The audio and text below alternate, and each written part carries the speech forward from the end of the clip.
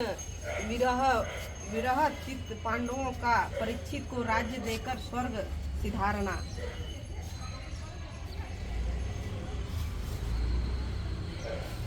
सूत जी कहते हैं, भगवान श्री कृष्ण के प्यारे सखा अर्जुन एक तो पहले ही कृष्ण के विरह से कृश हो रहे थे। उस पर राजा युधिष्ठिर ने उसकी विषाग्रस्त मुद्रा देखकर उसके विषय में कई प्रकार की आशंकाएं करते हुए प्रश्नों की झड़ी लगा दी। शोक से अर्जुन का मुख और हृदय कमल सूख गया था, चेहरा फीका पड़ गया था। वे उन्हीं भगवान श्री कृष्ण के ध्यान में ऐसे डूबे रहते थे कि बड़े भाई के प्रश्नों का कुछ भी उत्तर न दे सके। श्री कृष्ण के आंखों से ओझल हो जाने के कारण वे बढ़ी हुई प्रेम जनित उत्कंठ के परवश हो रहे थे। रथ हाँकने टहलाने आदि के समय भगवान ने उनके साथ जो मित्रता, अभिनंद, हृदयता और प्रेम से भरे हुए व्यवहार किए थे, उनकी याद पर याद आ रही थी। बड़े कष्ट से उन्होंने अपने शोक का वेग रोका, हाथ से नेत्रों के आंसू पोंछे और फिर रूधे हुए गले से अपने बड़े भाई महाराज युधिष्ठिर से कहा। अर्जुन बोले, महाराज, मेरे भाई अथवा अत्यंत घनिष्ठ मित्र का रूप धारण कर श्री कृष्ण ने मुझे ठग लिया। मेरे जिस प्रबल पराक्रम से बड़े बड़े देवता भी आश्चर्य में डूब जाते थे, उसे श्री कृष्ण ने मुझसे छीन लिया। जैसे यह शरीर प्राण से रहित होने पर मृतक कहलाता है, वैसे ही उनके क्षण भर के वियोग से यह संसार अप्रिय दिखने लगा। उनके आश्रय से द्रौपदी स्वयंवर में राजा द्रुपद के घर आए हुए कामनामंत राजाओं का तेज मैंने हरण कर लिया। धनुष पर बाण चढ़ाकर मत्स्य भेद किया और इस प्रकार द्रौपदी को प्राप्त किया।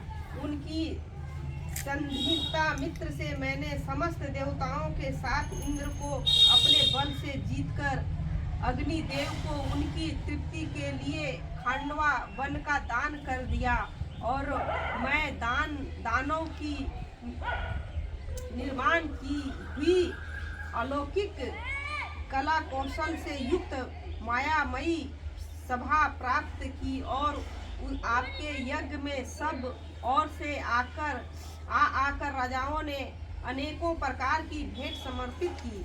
10,000 हाथियों की शक्ति और बल से संपन्न आपके इन छोटे भाई भीमसेन ने उनकी ही शक्ति से राजाओं के सिर पर पैर रखने वाले अभिमानी जरासंध का वध किया था। तदंतर उन्हीं भगवान उन बहुत से राजाओं को मुक्त किया जिनको जरासंध ने महाभैरव यज्ञ में बलि चढ़ाने के लिए बंदी बना रखा था। उन सब राजाओं ने आप के यज्ञ में अनेक प्रकार के उपहार दिए थे। महारानी द्रौपदी राजस्व यज्ञ के महान अभिषेक से पवित्र हुए अपने उन सुंदर केशों को जिन्होंने दुष्टों ने भरी सभा में छूने का साहस किया था, बिखरकर तथा आंखों में आंसू भरकर जब श्री कृष्ण के चरणों में गिर पड़ी, तब उन्होंने उसके सामने उसके उस घोर अपमान का बदला लेने की प्रतिज्ञा करके उन धूर्तों की स्त्रियों की ऐसी दशा कर दी कि वे विधवा हो गई और उन्होंने अपने केश अपने हाथ को खोल देने पड़े। वनवास के समय हमारे वैरी दुर्योधन के षड्यंत्र से 10,000 शिष्यों को साथ बिठाकर भोजन कराने वाले महर्षि दुर्वासा ने हमें दुस्तर संकट में डाल दिया था। उस समय उन्होंने द्रौपदी के पात्र में बची हुई शाक की एक पत्ती का भोग लगाकर हमारी रक्षा की। उनके ऐसे करते ही नदी में स्नान करती हुई मुनिमंडलों को ऐसे प्रतीत हुआ मानो उनकी तो बात ही क्या, सारी त्रिलोक की ही तृप्त हो गई है। उनके प्राप्त से मैंने युद्ध में पर्वत सहित भगवान शंकर को आश्चर्य में डाल दिया था तथा उन्होंने मुझको अपना पशुपात नामक अस्त्र दिया।